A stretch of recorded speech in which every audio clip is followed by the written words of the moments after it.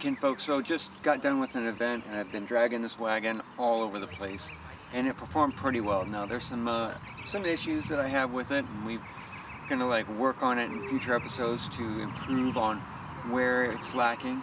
And but yeah, let me show you what worked great and what didn't work great.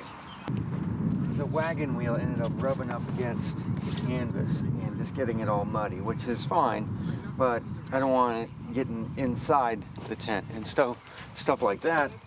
We got to figure out how to make some sort of wheel well for the wagon wheel or something to where this is out of the way when I'm rolling around and it's really mucky and nasty. So that's an improvement that we can work on. But the canvas itself worked great. It kept me dry, it kept me warm, and it's really lightweight. So I really like this material and I'm going to continue to work with it.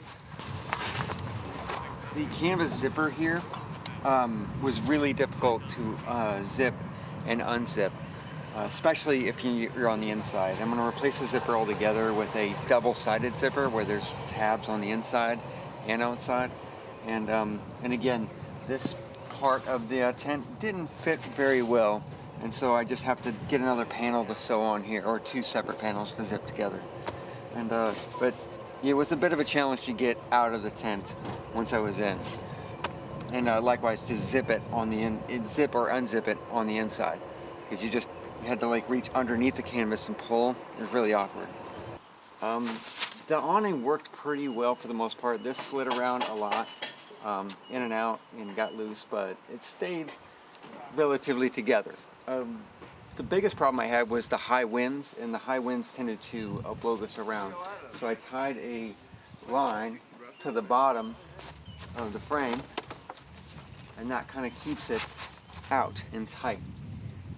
The one problem is eventually the winds would pick up and it would just fling this sucker all over the place. And I got to figure out a way to keep it steady. One idea was to tie this rope to, say, a 5-pound sandbag, and I just dropped the sandbag. And you know, the leverage point is further away, and it would have more leverage against wind and things like that to keep this where it needs to be. So one thing about the awning is that it tended to stick out a lot, so I had to be very careful about where I was driving it so I didn't scratch up somebody's car or cabin with the sticks itself. And I didn't want to break the sticks. You know, I didn't want to break the awnings. And it is cheap, but I don't want to have to replace it in the middle of an event. So the tiller has been working so far, but this is just getting looser and looser. And I'm thinking about replacing this 2x4 with something like oak, or just getting a larger piece to go right here. And we'll try and figure that one out. So yeah, there is that issue, and I don't see any cracks on it. It still works, but I don't know, it's just a little too loosey-goosey for me.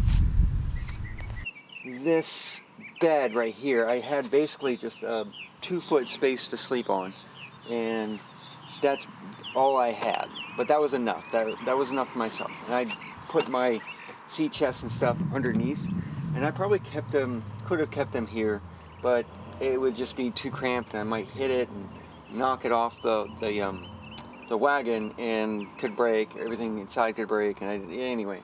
But this is a good deal where I tied my little garb basket up there, and it kept it out of the way. I never had any issues, and that maple stick is holding up pretty well. And yeah, it was a great shelf. I sold a lot of great stuff. People come over, checked out the wagon, and saw what I had for sale, and they wanted to buy it.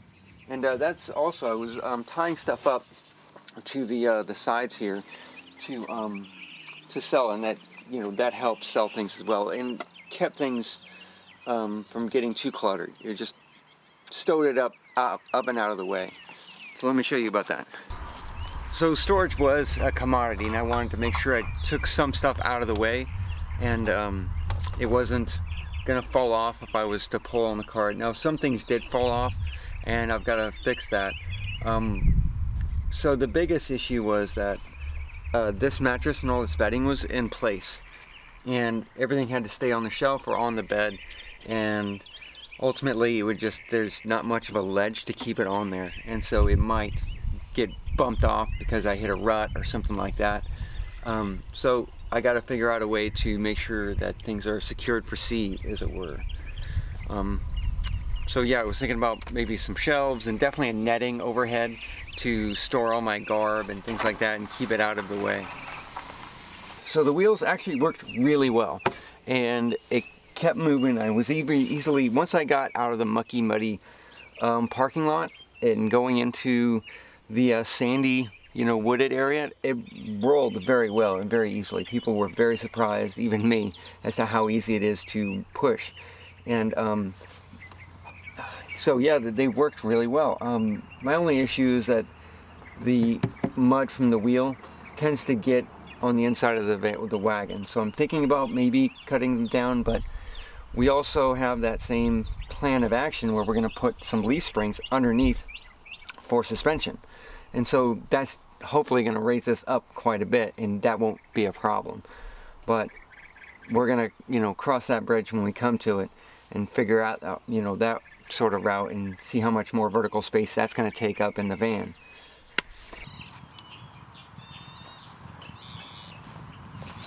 Alright, kinfolk, so that's basically the tour and how well it worked on this weekend.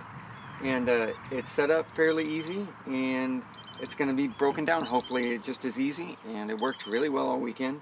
My legs are a little sore from pulling this thing because there's just so much stuff in it. And yeah, one thing I have noticed that I don't have enough room to do all the things I want to do, so I have to pick 2 of the 3 things that I originally designed this for. 1 is to transport people, 2 to sell stuff out of, and 3 to actually sleep in. So I have to pick the 2 that I think is more important, because I can't have all 3. Yeah, I think it's a really good project, and lots of improvements in the future, and there's just going to continue to make this better and better every episode. So if you guys like this episode, then go to my Ko-Fi and buy me a coffee and give me some love in there. Or if you want to support me in the long term, then consider being a Patreon and all sorts of benefits that come along with that. I also have an Etsy page where I actually sell a lot of really cool stuff that helps support the channel. I can get better microphones, better cameras, laptops, editing platforms, you name it.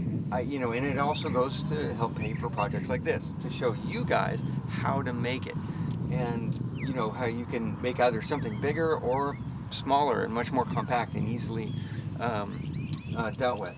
So yeah, that's all I got for you nerds. I'm going to send you home with a be humble, be helpful, and be honorable. Thanks for watching.